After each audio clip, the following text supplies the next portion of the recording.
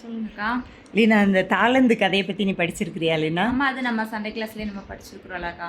5 தாளந்து வாங்கினா வந்து திருப்பி 5 தாளந்து சம்பாதிப்பாங்க. 2 தாளந்து வாங்கினாங்க திருப்பி 2 தாளந்து சம்பாதிப்பாங்க. ஆனால் ஒரு தாளந்து வாங்கினா அதை மண்ணில் புதைச்சி வச்சுருப்பாங்க.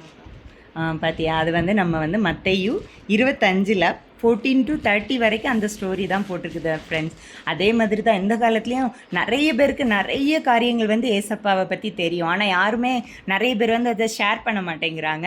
இப்போ எங்களுக்கும் எடுத்துக்கிட்டிங்கன்னா நாங்கள் ஒரு தாளந்து பெற்றவங்க மாதிரி தான் ஃப்ரெண்ட்ஸ். ஆனால் எதோ எங்களுக்கு வந்து பைபிள் பற்றி எங்களுக்கும் ஒன்றும் ரொம்ப தெரியாது.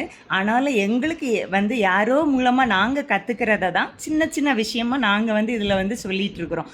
அதே மாதிரி நீங்களும் உங்களுக்கு தெரிஞ்ச அந்த உங்களுக்கு பைபிள் பற்றி நல்லா தெரிஞ்சவங்க தான் வீடியோ போடணும், ஏதாவது சொல்லி கொடுக்கணும்னு இல்லை ஃப்ரெண்ட்ஸ். உங்களுக்கு தெரிஞ்சதை நீங்கள் வந்து சின்னதாக இருந்தாலும் அதை எங்களுக்கு ஷேர் பண்ணுங்கள். நாங்களும் அதை பார்த்து கற்றுக்குறோம் ஃப்ரெண்ட்ஸ். பாய்.